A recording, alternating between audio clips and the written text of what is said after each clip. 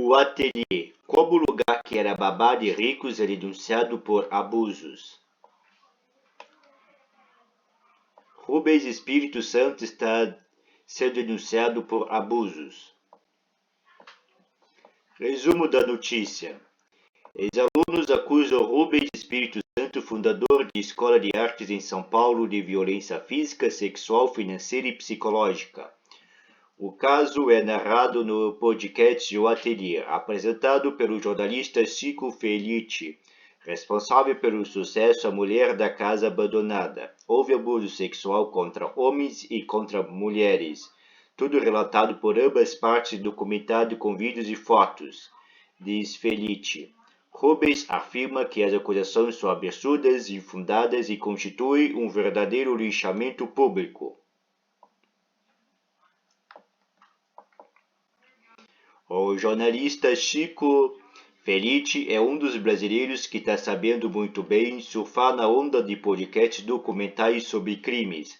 Em 2022, o repórter ganhou notoriedade ao contar a história de Margarida Bonetti, a mulher da casa abandonada, uma mulher excêntrica que mora em um bairro chique de São Paulo e procurada da justiça americana por submeter uma pessoa à situação análoga à escravidão nos anos de 1990. Agora, em 2023, Felice mostra ver vida após os grandes sucessos da história de Margaride e lança o Ateliê, um podcast investigativo sobre a escola de arte conhecido como Ateliê do Centro, acusada por ex-alunos de promover violência física, sexual, financeira e psicológica por meio de seu fundador, Rubens Espírito Santo.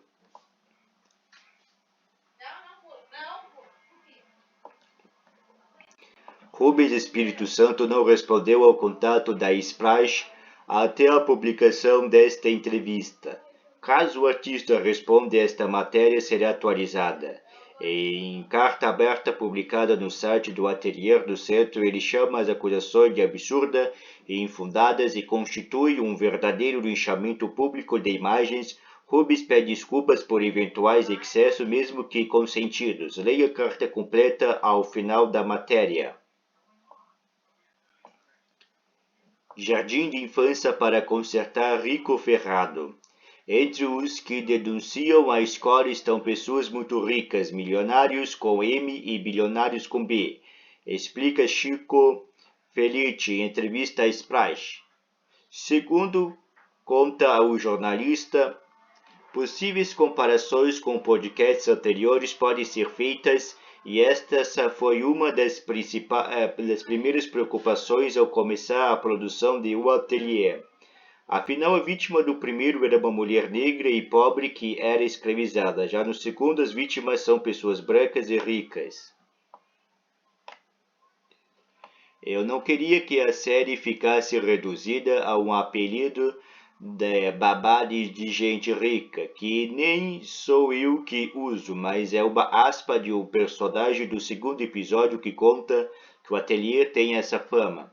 Diz ser jardim de infância para consertar Rico Ferrado. É o termo que o personagem usa, mas eu não queria que parasse por aí. Tem gente muito rica que está há 10 anos dando dinheiro para Rubens Espírito Santo, mas isso é reducionismo. E todo reducionismo é nocivo. Felice explica que a visão sobre supostas vítimas serem ricos, mimados, está contemplada na série, mas o repórter explica ver o outro lado. Encontrei muitas pessoas que trabalhavam para pagar as aulas. Por exemplo, um barman que o salário ia integralmente para Rubens e ele passava fome. Há também um relato de gente pobre que entrou lá e falou: "Que porra é essa? Vocês estão malucos? Eu já apanho na vida. Não quero apanhar mais em lugar nenhum", e foi embora. Imagem de divulgação do podcast O Ateliê, feito por Milena Cabral.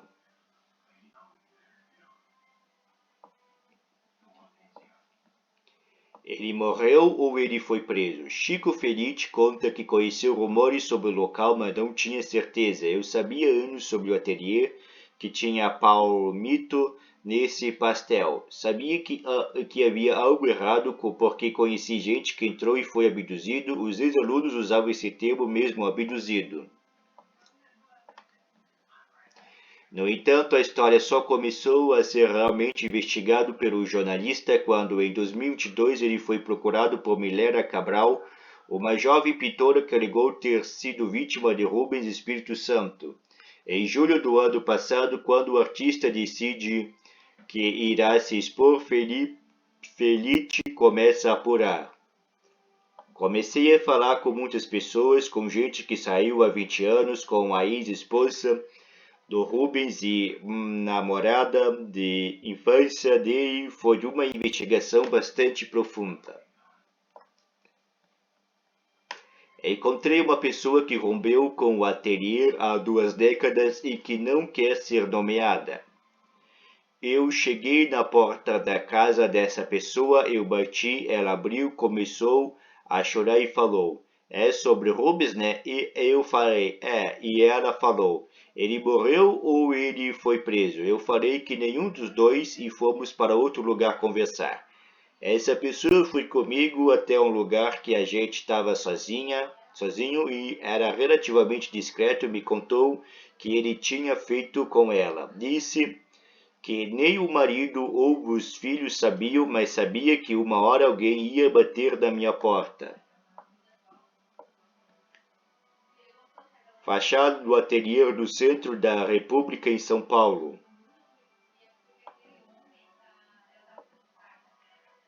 As denúncias. Segundo o ateliê, os alunos da escola de arte eram submetidos aos mais diferentes meios de violência. Alguns acusam o Espírito Santo de bater nos estudantes com socos e chutes, outros alegam que o professor, também conhecido como mestre, os xingava o tempo todo e os abusava sexualmente. Houve abuso sexual contra homens e contra mulheres, tudo relatado por ambas as partes e documentadas com vídeo e fotos, diz Chico Felice.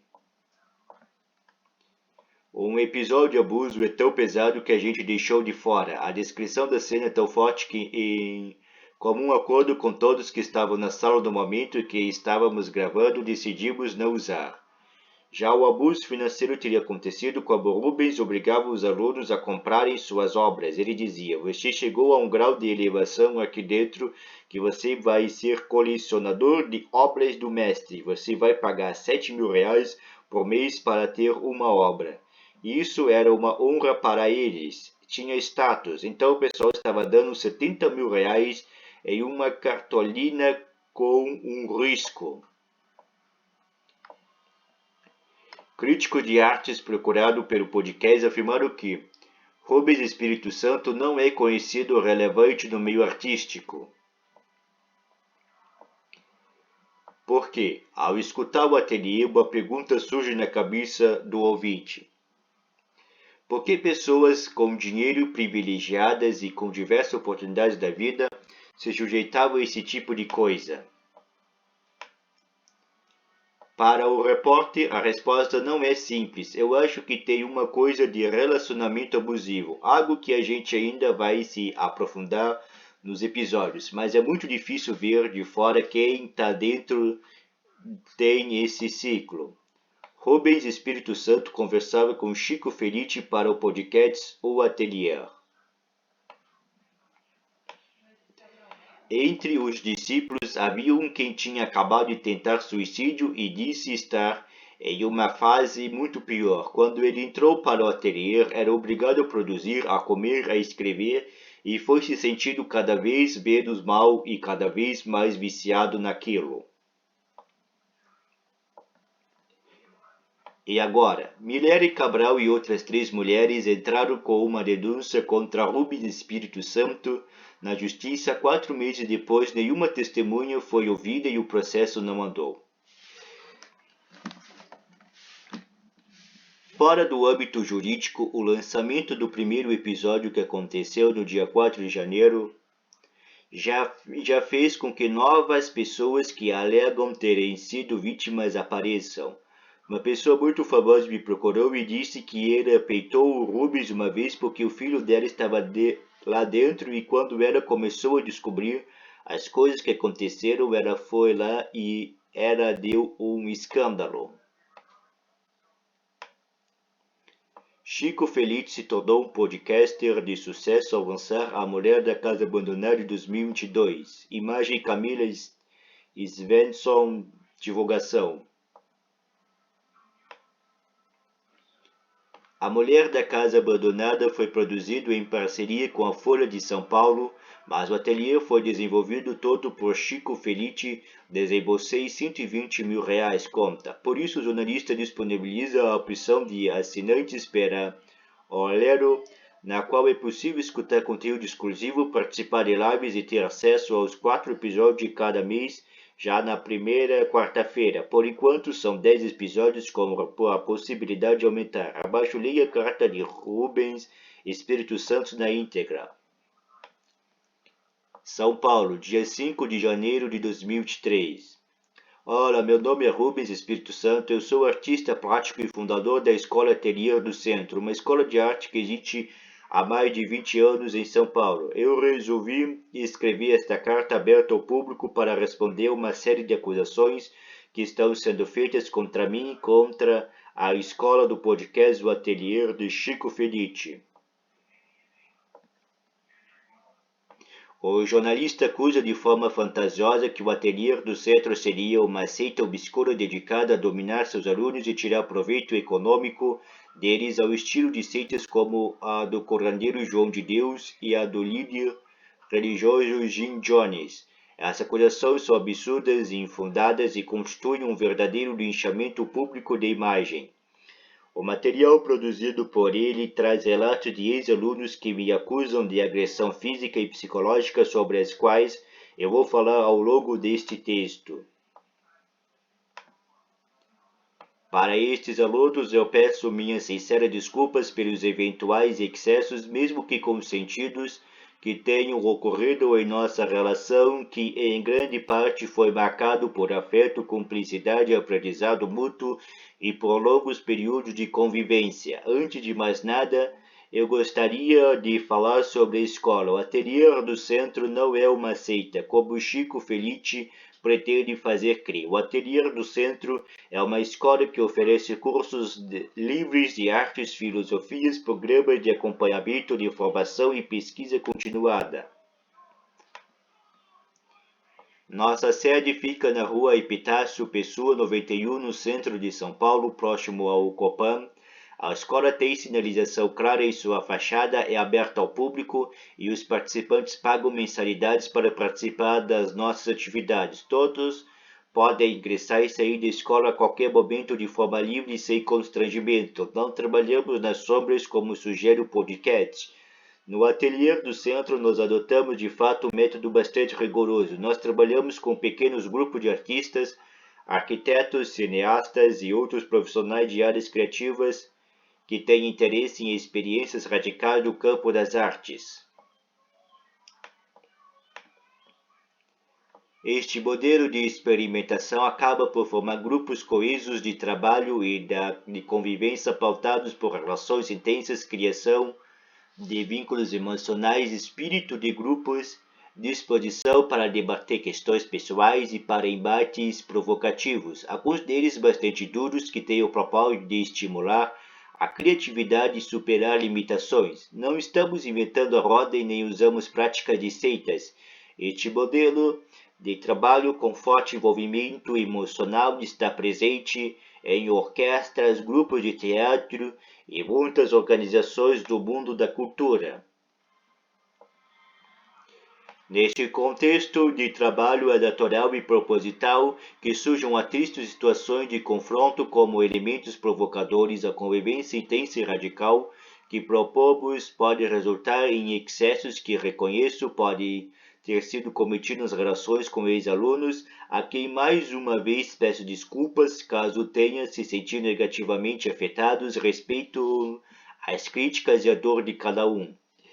A proposta de convívio pautado por este ambiente de confronto, no entanto, sempre foi consensual e estava atrelado a um propósito comum pactuado entre os participantes. Ninguém foi obrigado a nada, ninguém foi coagido a nada, ninguém foi submetido a atividades com as quais não estivesse de acordo. A ex-aluna Miléria Cabral, que deu origem às acusações, por exemplo, começou a frequentar a escola aos 24 anos. Já era formada em cinema, trabalhava na produção de comerciais, era uma mulher plenamente consciente e livre para fazer escolhas. Ela permaneceu conosco durante 3 anos. Assim como ela, todos que passaram pela escola estavam livres para fazer escolhas. Nunca coagi ninguém a nada. E é importante destacar que sempre recomendei a todos os participantes dos nossos programas que fizessem terapia, com profissionais independentes para aperfeiçoar o processo de autoconhecimento, o que não é mencionado por Felice nem pelos denunciantes.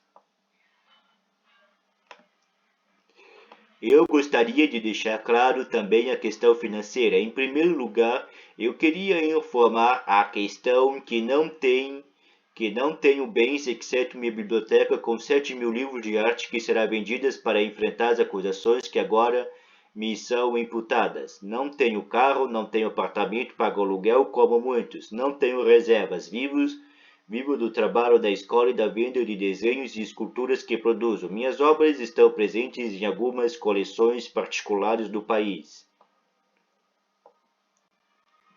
É importante destacar também que nunca obriguei nenhum aluno a comprar minhas obras. Os que tinham interesse em adquirir o fizeram livremente. Alguns participaram de um fundo para a compra de obras, mais ou menos no formato de um clube de colecionadores muito comum em instituições culturais.